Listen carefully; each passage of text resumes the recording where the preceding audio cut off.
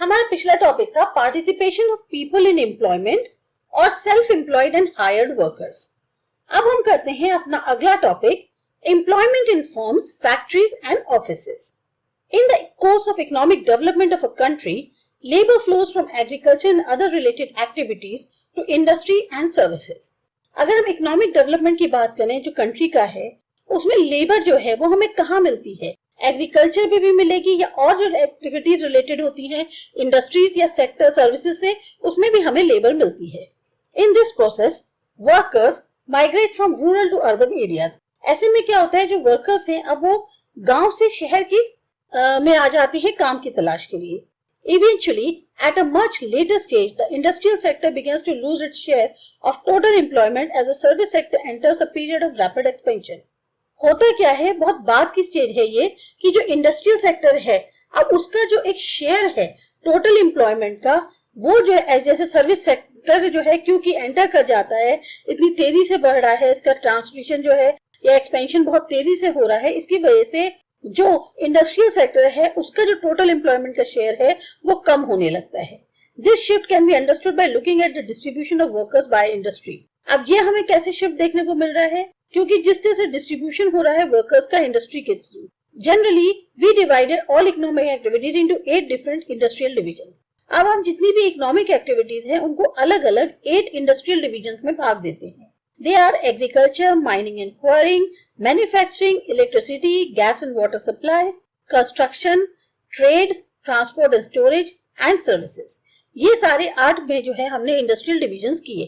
For simplicity, all working persons engaged in these divisions can be clubbed into 3 major sectors. अब ये जो simple उसमें कहें तो जितने भी वर्किंग पर्सन्स हैं हम इनको इन सारे डिविजन्स को क्लब कर सकते हैं 3 मेजर सेक्टर्स में। वो है primary sector which includes first and second, secondary sector which includes third, fourth and fifth, और C यानी service sector which includes the division between 6, 7 and 8. तो एक तरह से इन्होंने क्या किया कि जितने भी डिविजन्स हैं उनको 3 भाग में कंक्लूड किया, प्राइमरी सेक्टर, सेकेंडरी सेक्टर और सर्विस सेक्टर। प्राइमरी सेक्टर में आपके फर्स्ट और सेकंड आ गए। सेकेंडरी सेक्टर फर्स्ट और सेकंड कौन से हैं? एग्रीकल्चर, माइनिंग और क्वेरिंग में। सेकेंडरी सेक्टर में थर्ड, फोर्थ और फिफ्थ आए, यानी कि manufacturing, electricity, gas and water supply और कंस्ट्रक्शन। और जो थर्ड है हमारा सर्विस सेक्टर, उसमें आते हैं ट्रेड, ट्रांसपोर्ट एंड स्टोरेज और services. Table 7.2 shows the distribution of working persons in different industries during the year 1999 to 2000. अब आपके जो बुक में टेबल दी हुई है 7.2 ये बताती है कि किस तरह से जो लोग हैं काम करने वाले उनको डिस्ट्रीब्यूट किया गया है अलग अलग इंडस्ट्रीज में। ये बात है 99 से लेकर 2000 तक की। Primary sector is the main source of employment for majority of workers in India. जो प्राइमरी सेक्टर है जिसमें हमारा एग्रीकल्चर और माइनिंग और क्वारिंग आता है, ये मेन सोर्स है एम्प्लॉयमेंट का। ज्यादातर जो लोग हैं वर्कर्स हैं वो इसी के अंदर है। Secondary sector provides employment to only about 16% of the workforce. Secondary sector से जो employment मिल रहा है वो सिर्फ 16% मिल पा रहा है। About 24% of the workers are in the service sector. 24% लोग जो है वो सर्विस सेक्टर में हैं। Table 7.2 shows that more than 3/4 of the workforce in rural India depends on agriculture and mining and quarry. तो जो टेबल है इससे ये पता चलता है कि 3/4 जो वर्कफोर्स है हमारी रूरल इंडिया के अंदर वो डिपेंड करती है एग्रीकल्चर और माइनिंग और क्वारिंग पे। About 10% of rural workers are working in manufacturing industries, constructions and other divisions. वहीं सिर्फ 10% रूरल वर्कर्स ऐसे हैं जो मैन्युफैक्चरिंग इंडस्ट्रीज में, कंस्ट्रक्शन में या और डिविजन्स में काम कर रहे हैं। Service sector provides employment to only 13% of the rural workers. Service sector क्या है? रोजगार कितनों को दे रहा है? सिर्फ 13% जो रूरल वर्कर्स हैं उनको। Agriculture and mining is not a major source of employment in urban areas where people are mainly engaged in the service sector. अब एग्रीकल्चर और माइनिंग जो है बहुत बड़ा सोर्स नहीं है एम्प्लॉयमेंट का अर्बन एरियाज में, जबकि लोग जो है ज्यादातर एंगेज है सर्विस सेक्टर में। About 60% of the urban workers are in the service sector. 60% तक जो लोग हैं अर्बन एरियाज में वो सर्विस सेक्टर में हैं। The secondary sector gives employment to about 30% of the urban workforce. वही सेकेंडरी सेक्टर जो है वो एम्प्लॉयमेंट देता है लगभग 30% urban workforce. Though both men and women workers are concentrated in primary sector, women workers concentration is very high there.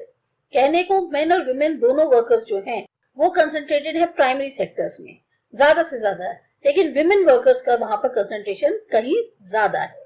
More than three-fourths of the female workforce is employed in the primary sector, whereas only half of the male works in that sector. 3/4 से ज्यादा जो female workforce है वो employed है primary sector में, जबकि सिर्फ आधी जो है मेल वर्क वो है उस सेक्टर के अंदर. Men get opportunities in both secondary and service sector, क्योंकि मेन को जो है सेकेंडरी और सर्विस सेक्टर्स दोनों में ही मौके मिल जाते हैं. अब है growth and changing structure of employment. In chapters 2 and 3 you might have studied about the planning strategies in detail. अभी हमने जो चैप्टर 2 और 3 पढ़े इसमें हमने जाना कि किस तरह से स्ट्रेटजीज प्लान आउट करी जाती हैं, उसको भी डिटेल में.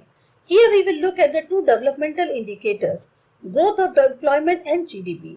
अब यहाँ पर जो हमारे दो डेवलपमेंटल इंडिकेटर्स हैं जिनको हम कहते हैं कि एक तो एम्प्लॉयमेंट यानी रोजगार में बढ़त और दूसरा हमारा है GDP. 50 years of planned development have been aimed at expansion of the economy through increase in national product and employment. 50 साल की ये जो हमारा एक प्लान डेवलपमेंट है इसका मेन टारगेट क्या था कि इकोनॉमी में और ज्यादा विस्तार हो, जिससे क्या कहते हैं हमारी जो पहले नेशनल प्रोडक्ट है या एम्प्लॉयमेंट में इसमें अगर बढ़त होगी तो हमारी जो इकोनॉमी है उसमें विस्तार होगा. During the period 1960 to 2000 gross domestic product of India grew positively and was higher than the employment growth.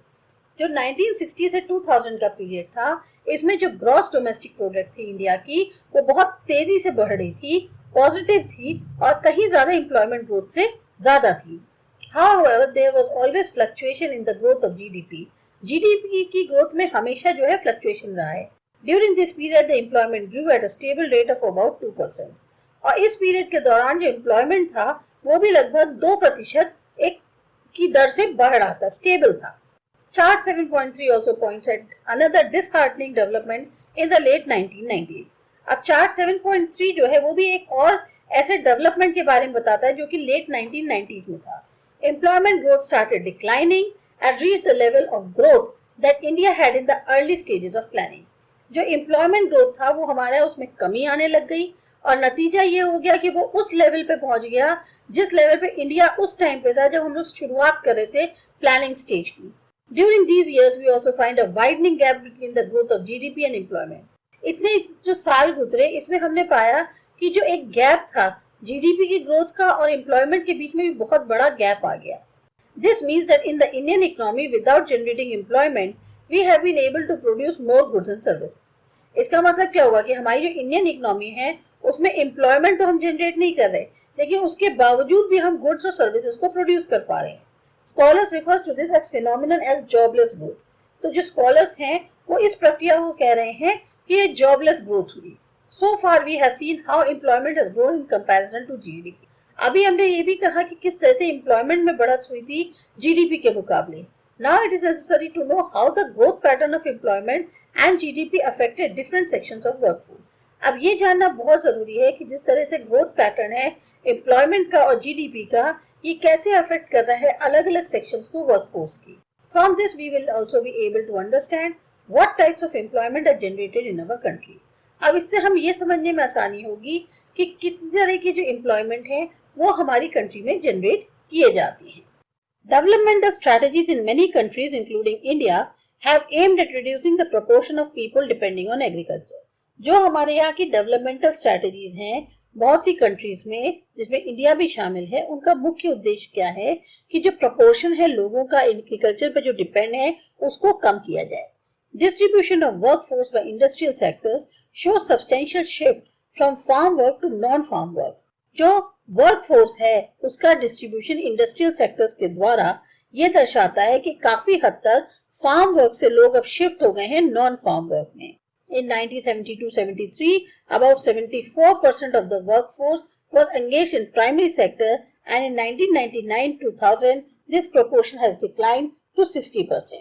जो 1972-73 की अगर हम बात करें तो लगभग उस टाइम पे 74% जो वर्कफोर्स थी वो एंगेज थी प्राइमरी सेक्टर्स में, जबकि अब 1999-2000 में ये प्रपोर्शन डिक्लाइन होकर 60% रह गया है. Secondary and service sectors are showing promising future for the Indian workforce. जो सेकेंडरी और सर्विस सेक्टर्स हैं, अब ये लोग जो है एक कहना चाहिए बहुत अच्छा भविष्य जो है, उज्जवल भविष्य सामने रख रहे हैं इंडियन वर्कफोर्स के। You may notice that the shares of these sectors have increased from 11 to 16% and 15 to 24% respectively. In sectors का जो शेयर है वो भी बढ़ा है, 11 से 16% हुआ है और 15 से 24% हुआ है। The distribution of workforce in different status indicates that over the last 3 decades, people have moved from self-employment and regular sector employment to casual wage work. जो डिस्ट्रीब्यूशन है वर्कफोर्स का अलग अलग स्टेटस के, वो ये बताता है कि लगभग पिछले 3 दशकों में लोग जो है वो सेल्फ एम्प्लॉयड से और रेगुलर सैलरीड एम्प्लॉयमेंट से शिफ्ट हुए हैं कैजुअल वेज वर्क पे। Yet self employment continues to be the major employment provider. कहने को जो सेल्फ एम्प्लॉयमेंट हमारा एक अपना है कि हम खुद जो काम करते हैं वो मेजर एम्प्लॉयमेंट प्रोवाइडर है।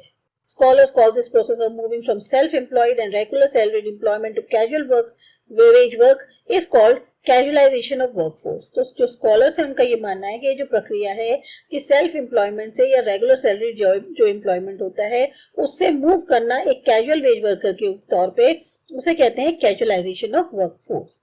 This makes the workers highly vulnerable. अब इससे जो वर्कर्स हैं उनकी कंडीशन और ज्यादा जो है ऐसी हो गई है कि उनको अब सपोर्ट की जरूरत है। Look at the case of study of Ahmedabad in the preceding section. अब जो है हम देखते हैं केस स्टडी अहमदाबाद। इसके बाद हमारा जो नेक्स्ट टॉपिक है वो है इंफॉर्मेशन ऑफ इंडियन वर्कफोर्स। ये करते हैं अगले वीडियो में।